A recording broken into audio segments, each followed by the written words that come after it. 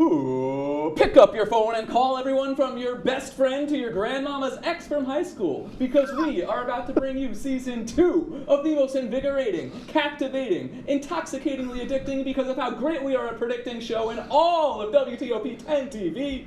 This is The Burial Ground!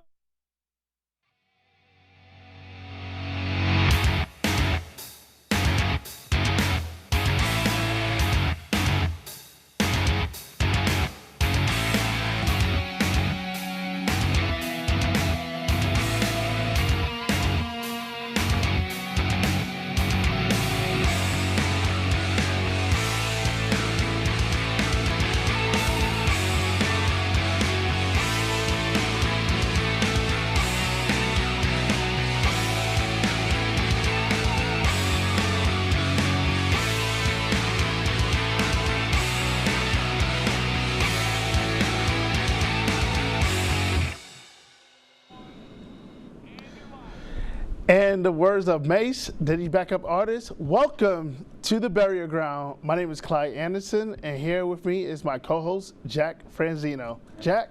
Clyde, I don't think we could have asked for a more crazy, unpredictable summer.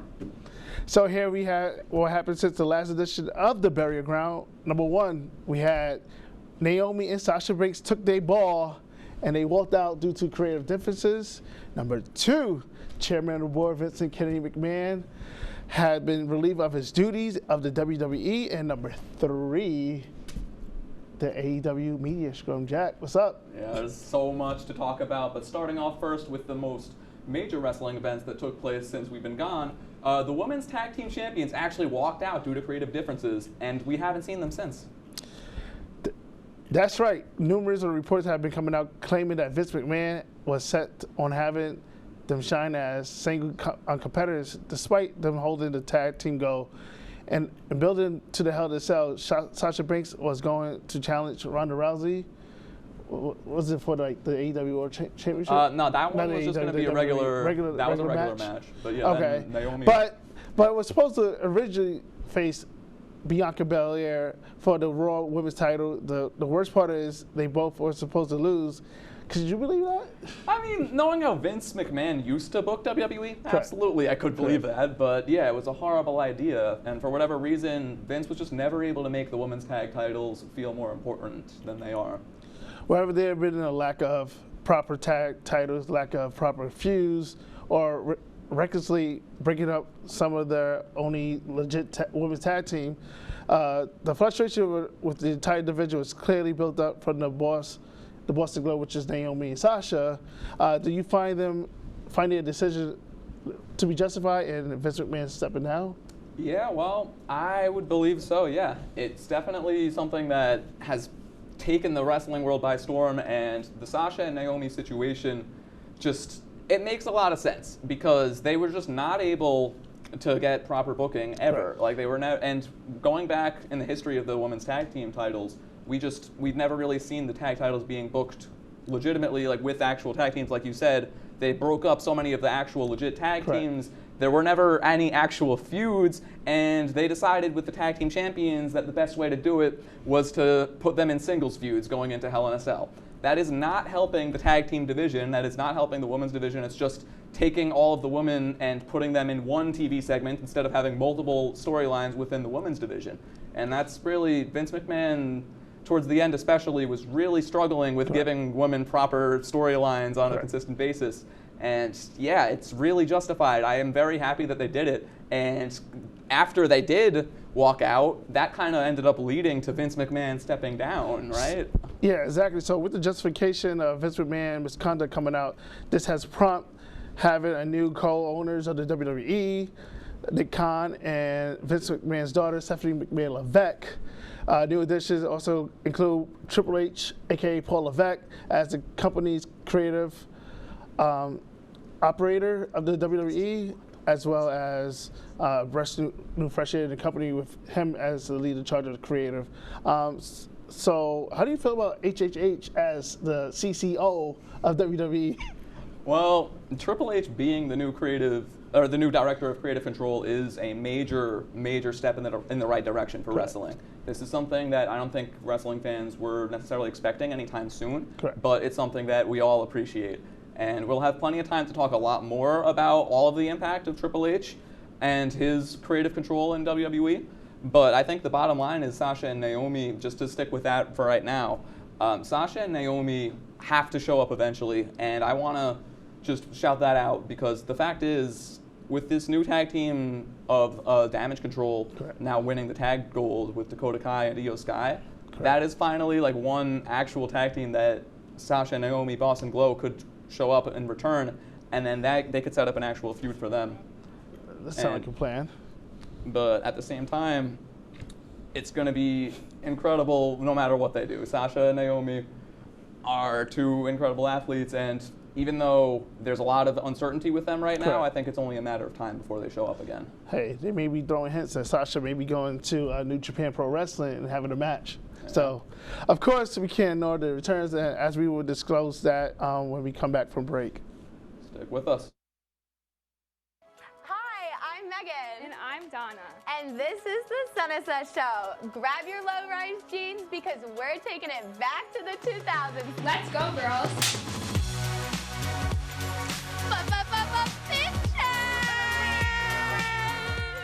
Uggs and low-rise jeans. Together. One of the boys, boy. Sorry, it's my agent. He told me that you're canceled. Shebangy, shebangy, shebangy. Right.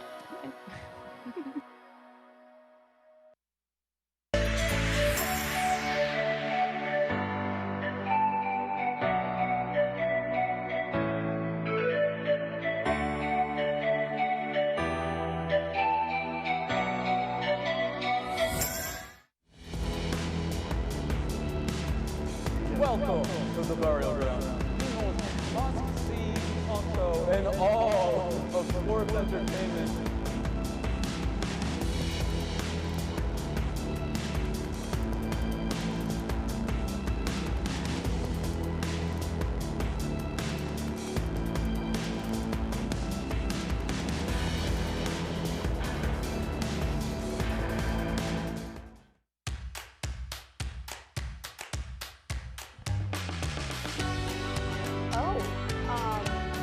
Welcome back to the Crown and Lake Show, where we talk about anything and everything going on in our lives and yours. Well, my birthday was November 13th, so it's been quite some time. I think at the end we saw him get up. I did that. I can't. He's a winner, and I did bring a sweater for everyone. Here you go! I know your dreams. You started the paper throwing, just the immaturity. You lost before you even argued. Pretty insane that the Clippers, 10 of the last 11 postseasons, they're in there. So the impossible has officially come true, and Vince McMahon has stepped down from WWE. And this has created a complete turmoil within the locker room for WWE to a certain extent, but You think so? I mean, I think they had to have been a little distraught or whatever, but at the same time, it became apparent that WWE and AEW switched since this situation, where AEW used to be known as like the show with the happy locker room and everyone, and now returns. yeah, with everyone from post WWE showing up in AEW, everyone seemed to be happy there. But now, since this situation happened, it kind of flip-flopped, and WWE's locker room has been happier than ever, and that's very happy news to read. Which you could think that led to like a ton of returns that Triple H has brought into the WWE, starting with Damage Control. What do you think about that? Well, Damage Control is an amazing group that has gotten some definite good TV time with Bayley, Io Sky, Dakota Kai, but I do like where they're headed. I like the idea of Bayley kind of re-establishing herself as one of the top faces, or top heels. Faces, of course, a different term, but like one of the top women's wrestlers in the company. And she's definitely someone that I think is one of the best wrestlers within the Four Horsewomen. Yeah. Just from an in-ring standpoint, she's always extremely entertaining with all of her mic skills and everything. And yeah, besides her, there's also Hit Row that returned as well. And then you got Dexter Loomis. Yeah, we got Dexter Loomis. We got Johnny Gargano. You got Candice Ray. Karrion Kross. Braun Strowman, The Club. and who can forget Bray Wyatt? That's What's up? right. Yep. All of these returns have just gotten everyone in wrestling so excited for everything. How do you think about Bray Wyatt and the Wyatt Six that he's been hinting out on social media that he brought back on the last WWE Premium Live event, Extreme Rules? Yeah, That happened in Philadelphia. Yeah, this new faction that could potentially be debuting with this new Wyatt Six is going to be the best thing in wrestling. I can almost guarantee you that. This new demon mask that Bray Wyatt's got going, I think, is more creepy than ever potentially in terms of like his old masks and whatnot. And this new character, his promo on SmackDown, just to originally show up and then just talk about his legit struggles ever since he got fired. He was really doubting himself, and with the passing of his former stablemate Luke Harper, Brody Lee, it was a very emotional segment, and yet he was able to turn that into an actual storyline right after that, with the demon interrupting him, and then potentially having a feud within himself. So yeah, that's So what do you think is your favorite Wyatt out of all the Wyatts that came out from Husky Harris to the Fiend? Well, I mean, the Fiend was great and all, but as we were talking about a little bit, the Fiend has kind of always ruined a lot of the characters that he ended up feuding with, like except for Randy Orton. Randy Orton killed them. Well, yeah, Randy Orton ended him, and that was it after that. But besides Randy, and I guess Goldberg, Goldberg just beat him, but he kind of ruined Seth Rollins' character. The Beast Slayer. Oh yeah, the King Slayer. Strowman, and then he was all the Slayers except for the Fiend Slayer. He could not get that one last man. But yeah, this whole Wyatt Six storyline could be very interesting. I don't know where they're going to grab these new wrestlers from. If they're going to put the guys like Huskus the Pig, Mercy the Buzzard, Ramblin' Rabbit, we're going to give them actual characters. That's going to be something that I'm very excited to see. I don't know how they're going to do it. But yeah, there was also news recently that there was a trademark that was established by WWE, Uncle Harper. How do you feel about that? I know it's a little sensitive topic. But yeah, they just recently... Uncle Harper. Is that Luke Harper? Yeah, it's probably a reference to Luke Harper, a man that passed away for WWE. I feel like, for me, I don't like the idea that much. Like, I feel like that's something that they did not need to do. Do you think he'd be talking from the heaven or the hells? Oof. I would hope the heavens. Luke Harper, everyone has always said nothing but positive things about him. Correct, exactly. Yeah, like, he is one of the most beloved people ever in the industry, and facts. Just his whole storyline is so inspirational that he was able to go into AEW and at least have a little bit of his run with the Dark Order. He won the title, right? Did he win the TNT title? He squashed Cody in like less than a minute. Cody Rhodes? Yep. The American Dream. Yep. Not the American Dream, the American Nightmare. Yep. Correct.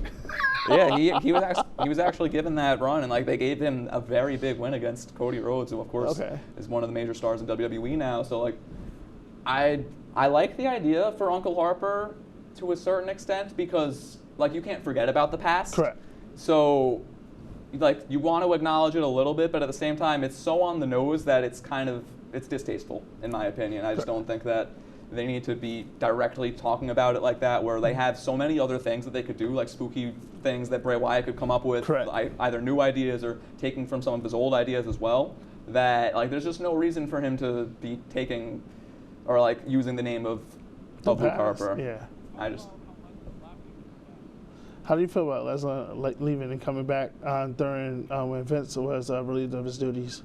Well, yeah, originally, are you talking about like when Brock Lesnar walked out at SummerSlam? No, or like now he's back? He walked out the day that Vince was relieved of his duties. He walked out and then came that's back. what I meant. Yeah. So he it makes sense because Brock Lesnar is a Vince McMahon guy through and through. So when he heard Vince is gone, and he's just like, I'm going to take my ball and go home too. But he's one of the best wrestlers, and he's such a big draw that he can't do that. That's such an unprofessional move, in my opinion, at least. Like, it sucks that there's new creative control, but like, how is Triple H not going to give Brock Lesnar his due diligence from a booking standpoint? I think Triple H is one of the most trustworthy guys, and I'm sure he would protect the character of Brock Lesnar. Of course, and he has, because since then Brock Lesnar returned even though he lost, and what I might add is one of the best matches I think of the Roman Brock saga. They had a 4.5-star match at SummerSlam, and he even used a tractor trailer to lift up the ring. Like who does that? Insane. But we could talk about this match all we want, but unfortunately we gotta throw it to break at the moment. But we'll be right back and talking about the AEW media scrum, so don't go anywhere.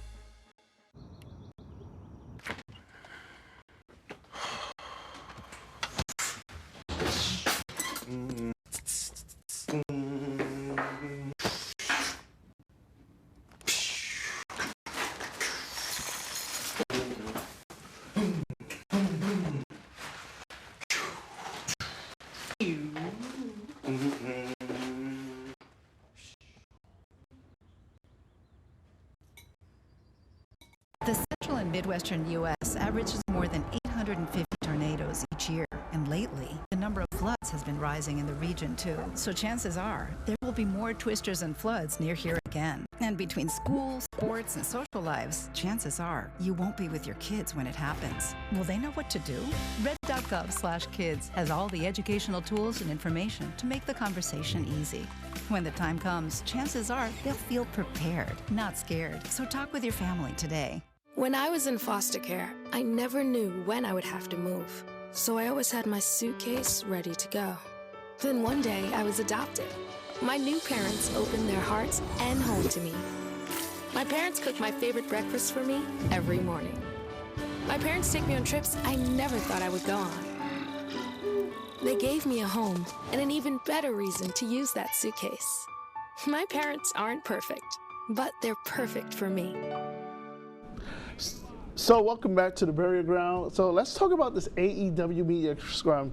It was an amazing all-out event in Chicago when Punk won the world title for the second time. But the talk was the AEW Media Scrum. So CM Punk won the world title again, like I said, for the second time.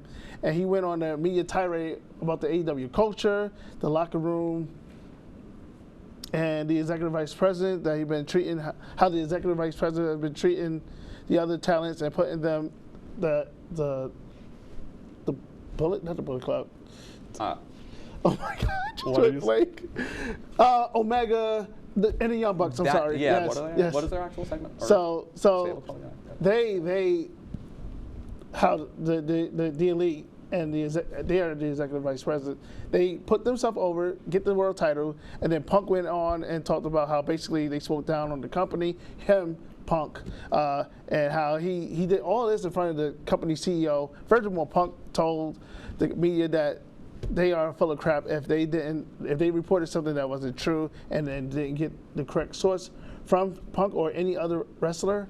So his most important words that he said during that media quote was that he is tired, he is old, and he works with a bunch of children. This media scrum was bad for the AEW and the culture for AEW, and also the aftermath, which led to Tony Khan stripping CM Punk as the world champion, stripping the Elite as the trios tag titles, and also just putting new titles out and having a tournament at Grand Slam, which happened like mid-September in New York City. So what do you think about that? Yeah, this is just one of the most wild situations that we've ever had to witness as a wrestling fan. Just the entire original storylines of, it was originally said that the Young Bucks kicked down the locker room door of CM Punk, and then they sort of had a fight where like there was punches thrown, there was someone getting bit. Yeah, they said HCL bits one of the Young Bucks. Yeah, like it was incredible, just the amount of childishness and whatever. Like it's truly, CM Punk was not wrong in the slightest when he said that to hear about this. But apparently the reports that are now out say that no one kicked down the door, at least. Correct. But at the same time, it still was just extremely unprofessional. And then from CM Punk in that press conference to go off on everything that he was able to go off on, and like just him being so unfiltered, I guess is the best way to put it, where like he really just, he did not. Can you say that's the pipe bomb 3.0? Oh yeah, that's probably one of the best ones of his career. He said though, there was so much So to what do you think unpack. about Punk's future now with this investigation going on in the world of professional wrestling? You think he will come back to AEW, or you think his career is done in the world of professional wrestling? That is the main question that everyone's been asking, and as much as I would like to say that he'll be back in AEW, I can't guarantee that, but I also can't see him ever working for Triple H, which leads me to believe that maybe he will be back in AEW. Like, I don't know. I've seen wrestling. I've been a wrestling fan for a while. You've been a wrestling fan even longer. But you always hear about all these burned bridges, supposedly, that end up just getting rebuilt and stronger than ever. And I feel like this is going to be no different. CM Punk is the guy, the first guy to ever give them $1 million in a pay-per-view. Gate. Yeah, at the gate. Like, that is incredible numbers, and they're going to pay the man. Even though, yeah, he was very horrible with them, and then he also very strangely talked about Colt Cabana, a former friend of his, a former wrestler, his personal life, and he kind of really made some, let's say, rude comments. I personally think that Punk not returning, unless they turn this into a storyline. If they don't turn this into a storyline, then Punk career is done. But they have to turn this into a storyline. Like, it writes itself. These executive vice presidents of his own company or whatever, if they didn't kick down the door or whatever, but they still were having such a fight, in like a legit, real fight backstage about everything that was going on. And CM Punk was really mad about the Hangman Adam Page situation and how he kind of had a shoot promo on him. And there's so much more that we could get into, but unfortunately, we're going to have to throw it to break at the moment. But don't go anywhere, because when we're back, we're going to just talk about all of our favorite storylines in professional wrestling. So stick with us. Now it is time for Black Card Revoke. Like, what's this apology about now? At least that's what I feel like.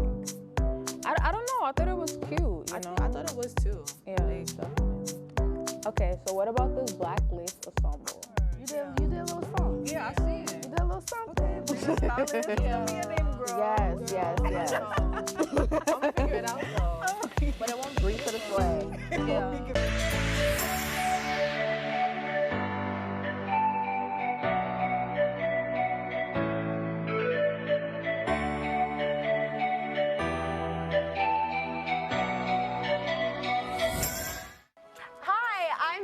And I'm Donna. And this is the Sunset Show. Grab your low-rise jeans because we're taking it back to the 2000s. Let's go, girls.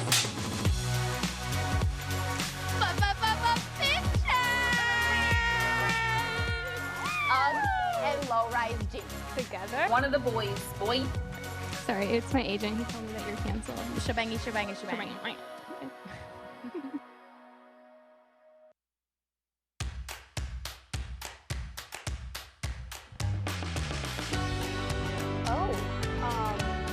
Welcome back to the Kind of Lake Show, where we talk about anything and everything going on in our lives and yours.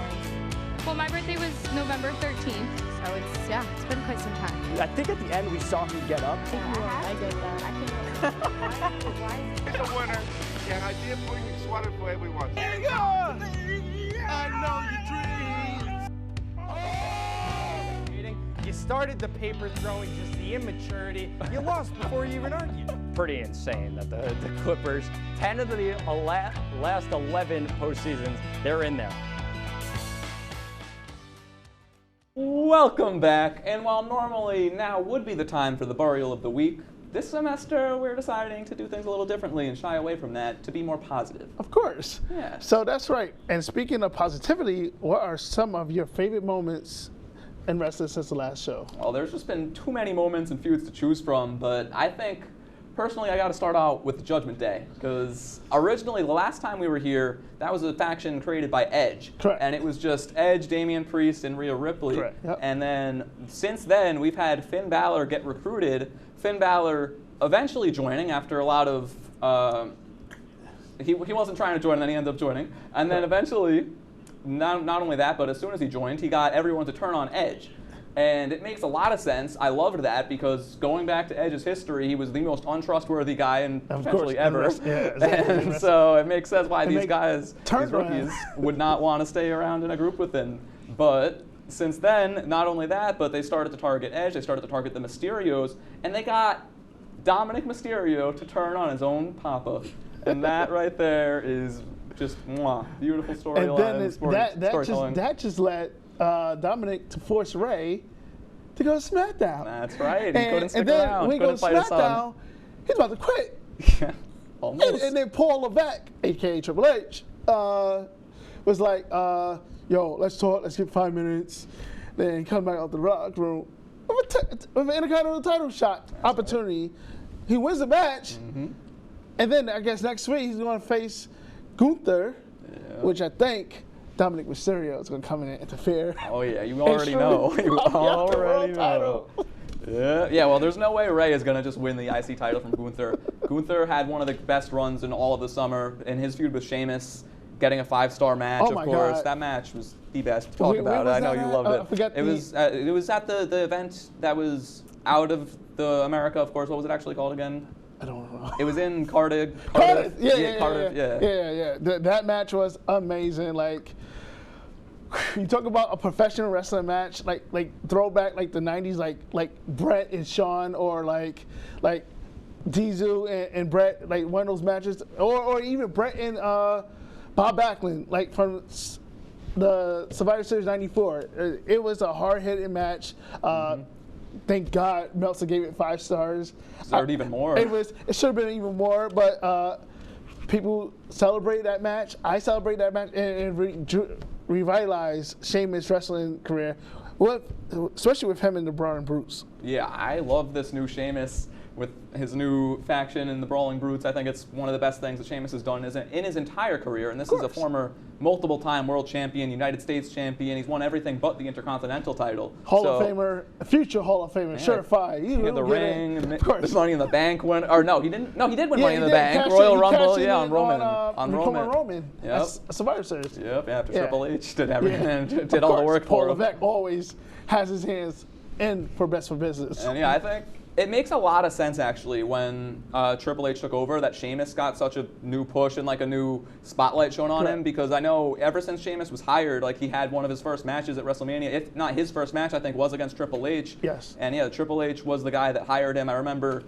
playing like the WWE video games, and like the commentary would say stories on like, oh, Triple H and Sheamus are like this together, like they're the best of friends. So yeah, it makes a lot of sense why Sheamus is getting such a big push, and he is one of the toughest, one of the greatest wrestlers out there, and he makes everything just feel so legit. You could just feel how much he loves everything that he does in that ring. So how do you feel about Sami Zayn joining like the Bloodline? Oh my God, that is probably I can't decide what's the best in wrestling right now, but that's got to be up there. Like it has to be Sami Zayn, and that whole tension with Jey Uso, Solo Sikoa showing up, and now causing that to like Sami Zayn now being like best friends with Solo, but then Jey still being a little iffy about that situation. I think Jay's finally falling into place with Sami Zayn, because at the head of the table was Roman and Paul. And then now it's like it's Sammy. Yeah, Sammy is the Sammy making decisions. Roman's with it. It is what it is. So I think with Jey Uso falling in his place as the third, not the right hand man again, because it's now Sammy. Especially look at what happened last Monday, or not even last Monday, Friday. Yeah, I think on Monday Jey did help him win. Yeah. Well, was it Friday? I thought that was on Raw. Definitely, I'm pretty. Whatever it may be, Jey. No, Jey he lost against Styles, but he had a match against somebody on SmackDown and won. All right. Yeah, whatever it may be. But yeah, either way, I love the whole storyline right now with Sami Zayn. I think long-term storytelling is something that Vince kind of just threw out the window a few decades ago or whatever, like a few years ago at least. But so now having Triple H, it really feels like everything makes sense. Not only from like the top of the card, but the mid card, the women's division has multiple things going on as well. Correct. Like it just all makes a lot of sense, and I just completely love it. So what you think was going to happen at crown jewel in like 10 seconds. Logan Paul is going to walk out of Crown Jewel Heck as the no. WWE Undisputed World Heavyweight Champion. You heard it here first, and we'll talk all about that on the next episode. But for now, all I'm going to say is Logan Paul winning the world title, that is the epitome of what is best for business. Nah, we the ones, not the twos. Hey, he gets more views than anyone. He's got the best podcast in the world. It is just Logan Paul being in the world title picture is something I never would have expected. But that Franzino